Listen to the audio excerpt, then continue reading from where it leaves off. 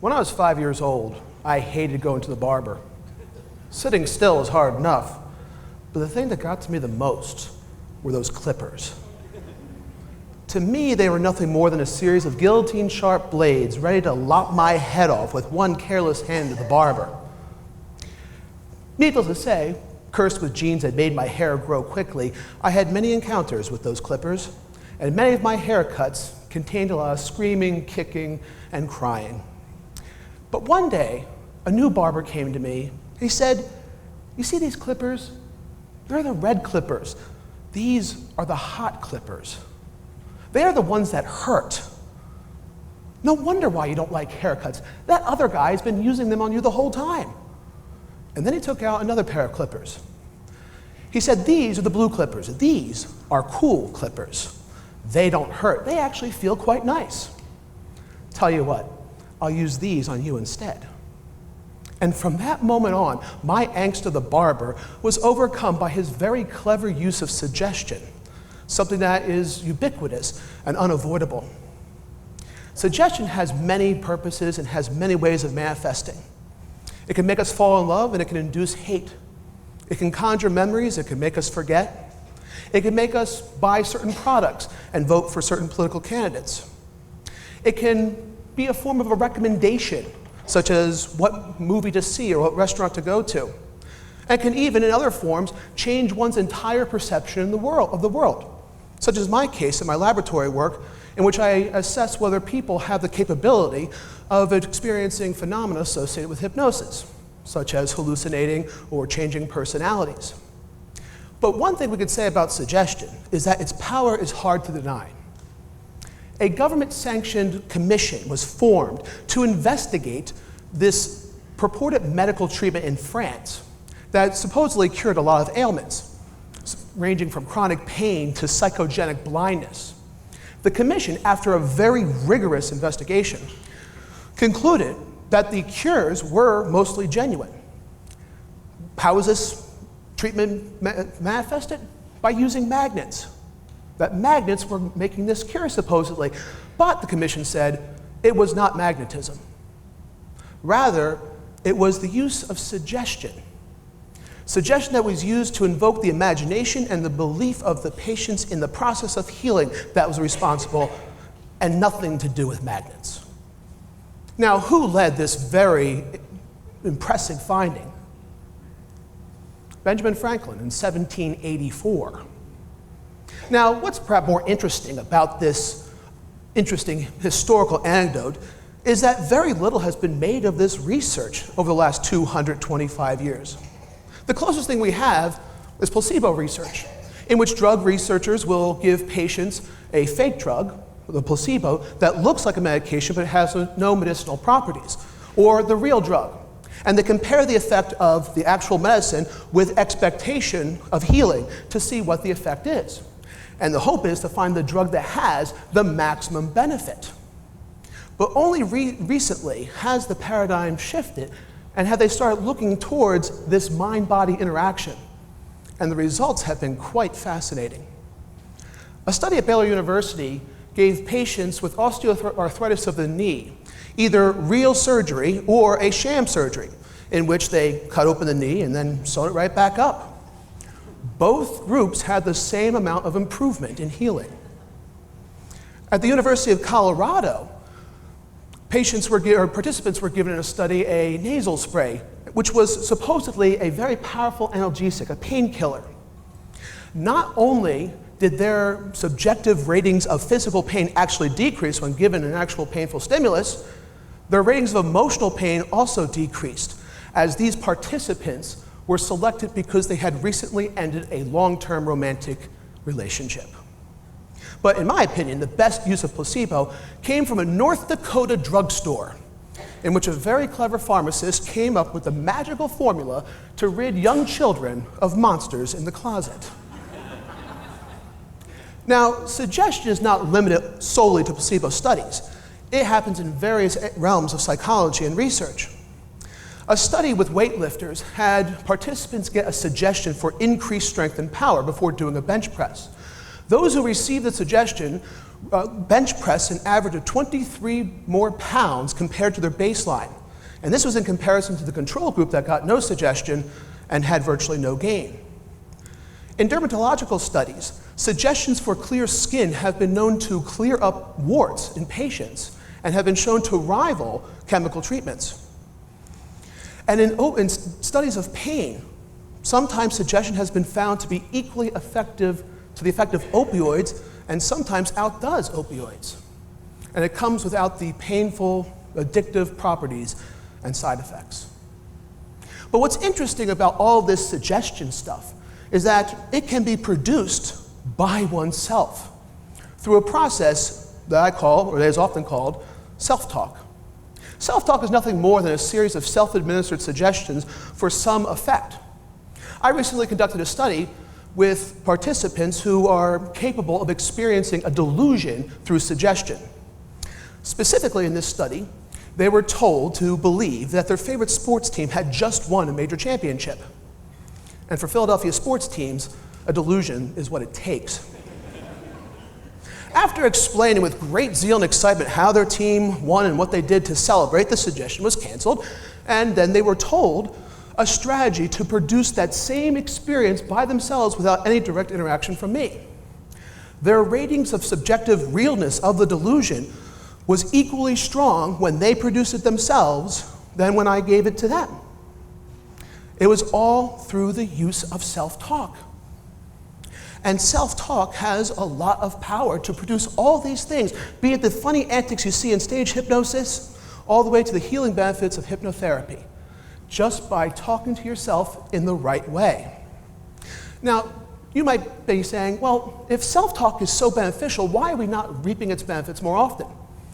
The truth of the matter is, we use self-talk all the time, but often in negative and destructive ways. In a demonstration I do with my students every year, I ask them to stand up and then rate how easy it was for them to do so on a scale of 1 to 10, with 10 being the easiest. I then tell them to take those same pessimistic attitudes that students have about schoolwork. And as a high school teacher and college instructor, I hear them all the time. I'm going to fail this test. This project's not worth my time. It's worthless. It's hopeless. And I tell them to take those same pessimistic statements that they often say to themselves, but to apply it to getting out of their seat, to tell themselves that it's worthless, that they have no effort, no potential, no penchant, no ability to get out of their seat, and if they were to try to do it, it's going to be hopeless. The effect is a significant increase in difficulty in getting out of their chairs. Now, if simple self-talk can adversely affect something as mundane as getting out of your seat, in what ways is it adversely affecting us in our lives, in our relationships, on the ball field, and in the classroom? If we can change our self-talk, we can have lots of improvement. But we use this negative self-talk so often that it adversely affects us. One of the major facets of depression is when people use this negative and destructive self-talk, saying their life is no good and not worth living. And many people with an honest introspection could probably think of times when they said to themselves not to trust those people not like them, thereby strengthening their biases and their prejudices. Changing our self-talk can affect a positive change. Now, you might be saying, I've tried something like this before. One day I said to myself, I'm going to get this project done. And it's still not done. Why? Well, I offer two reasons for this. First, positive self-talk is a little bit more difficult than negative self-talk. Take, for example, that school project that you want to do. If I'm sitting on my couch and I decide that I'm going to get up and do that project that's due next week, I have to go through a series of steps. I have to get out of the couch, go to my desk, read over the assignment, do some background research, make an outline, type up the paper, print out the paper, proofread, and then turn it in. All of these things requiring their own special type of self-talk to overcome the potential barriers that might be there. If, on the other hand, I wish not to do that paper, all I have to say to myself is, just keep sitting, and it won't get done. The second reason, perhaps the more important reason, is that we often try to use simple self-talk phrases for tasks that are way too elaborate or difficult for those particular simple phrases, and it often yields little. Take, for example, the smoking habit. For a smoker, the harmful habit, once acquired, can actually serve a number of benefits. It can quell boredom, it can reduce tension, it can serve as a substitute for other types of harmful habitual behaviors. Simply saying to yourself, I'm going to quit smoking, does little to address those very specific dynamics as to why one still continues to smoke. So then, how do we go about engaging in positive self-talk to affect changes that we truly want in our lives? I offer a series of tips. First, stick to the specific.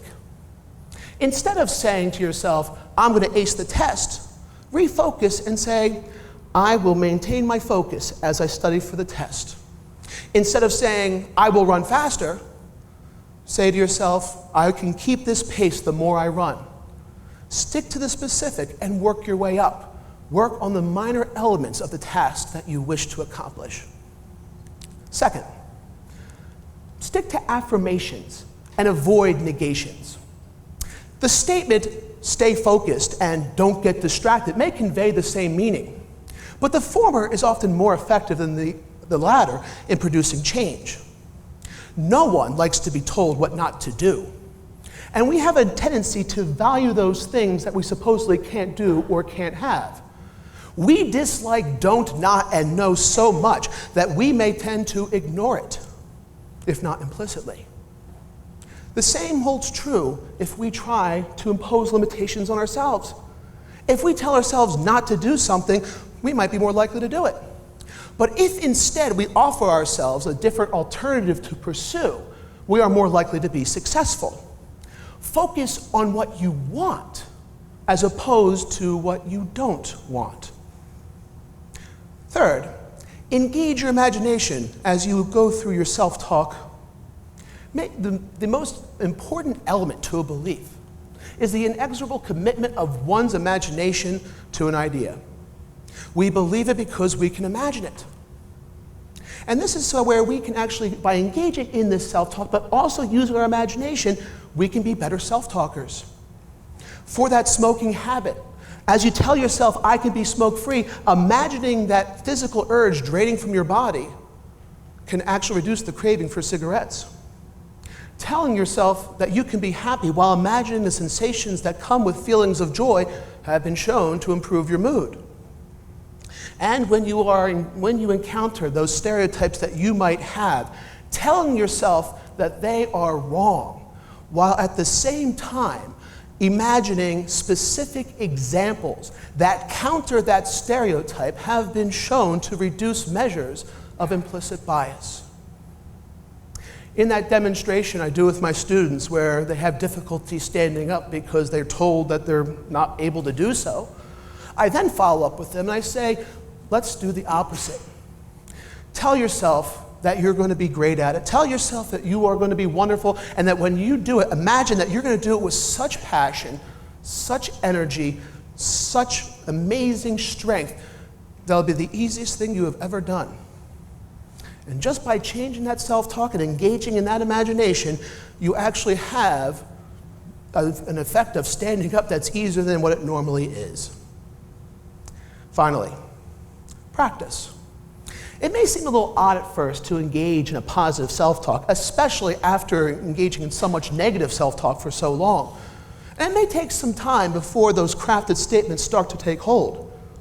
But much like any particular actor or athlete who is good at their craft, they may have struggled at first when they first began, but they got better at it with concerted effort and practice. The same is true for self-talk. Now, some people possess traits that make them better self-talkers and will have better effects from self-talk than other people. But much like learning how to play a musical instrument, everybody can learn to do it at least a little if you're willing to put forth the effort. Now, let me be clear. I do not wish to contend that self-talk is the panacea to all of life's problems. It will not cure depression. It will not end racism and prejudice. and it will not strike out laziness and procrastination from the dictionary. But given how negative self-talk can make those things worse, it can only help. Likewise, self-talk should not be a substitute for any established therapy or intervention. But many therapists who engage in psychotherapy will often talk about the importance of self-talk in improving one's condition. In the end, I believe that sometimes the greatest change agent is the one who acts as their own agent.